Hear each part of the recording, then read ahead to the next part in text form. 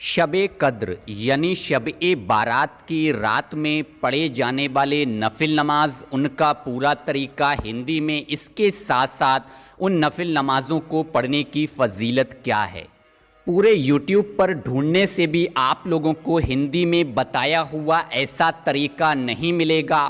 ہم لوگ بہت ہی خوش نصیب ہیں کہ ہم لوگوں کو یہ بابرکت رات نصیب ہوئی، تو اس رات میں زیادہ سے زیادہ عبادت کریں، قرآن پاک پڑھیں اور نفل نماز پڑھیں۔ طریقہ جاننے کے لیے ویڈیو میں آخر تک بنے رہیں۔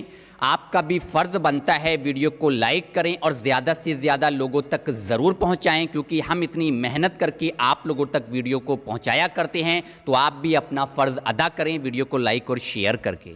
حضور نبی کریم صلی اللہ تعالی علیہ وسلم نے ارشاد فرمایا، شعبان المعظم کی 15ویں رات یعنی شب قدر کی رات کی عبادت بہت ہی افضل ہے۔ اس کے ساتھ ساتھ فرمایا، اس رات کو اللہ تبارک تعالیٰ اپنے بندوں کے لیے اپنی رحمت کے بے شمار دروازے کھول دیتا ہے، اور فرمایا کہ کون ہے جو آج کی رات مجھ سے بخشش مانگے، میں اس کو دوزخ کے عذاب سے نجات دے کر اس کی مغفرت کروں گا۔ اس کے ساتھ ساتھ آپ مدنی آقا حضور نبی کریم صلی اللہ تعالی علیہ وسلم نے ارشاد فرمایا، اس رات کی عبادت کرنے والے پر دوزخ کی آگ اللہ تبارک تعالی حرام فرما دیتا ہے۔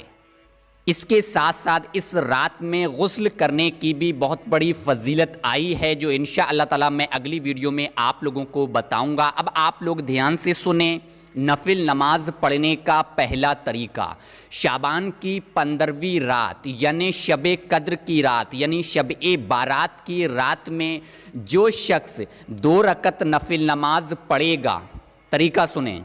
سب سے پہلے آپ لوگ 2 رکعت نفل نماز کی نیت کریں، جس طرح سے ہم لوگ ہر نفل نماز کی نیت کرتے ہیں ٹھیک ویسے ہی آپ لوگ نیت کریں۔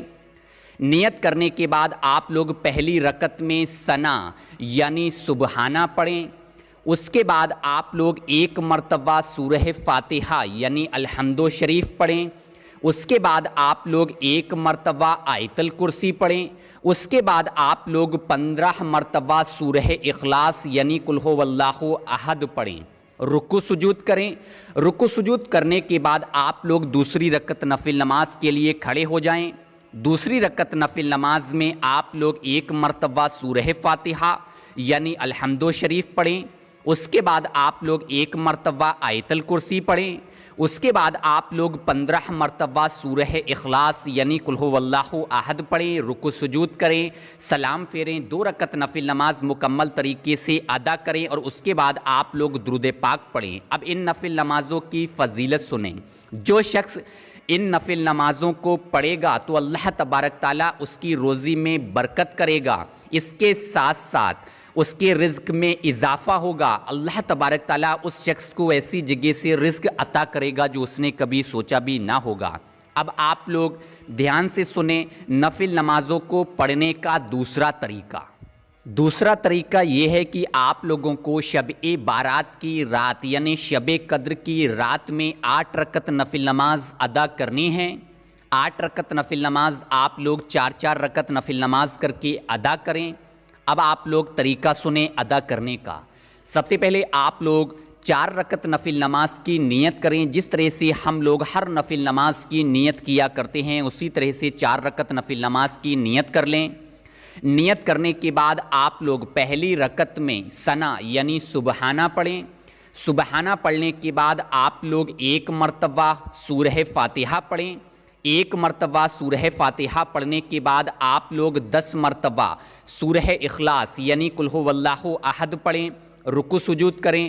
دوسری رکعت نفل نماز کے لیے آپ لوگ کھڑے ہو جائیں۔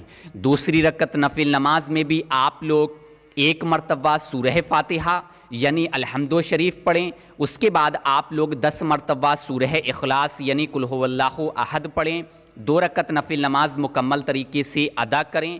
اس کے بعد آپ لوگ تیسری رکعت نفل نماز میں بھی ٹھیک اسی طرح سے سورہ فاتحہ کے بعد 10 مرتبہ سورہ اخلاص پڑھیں۔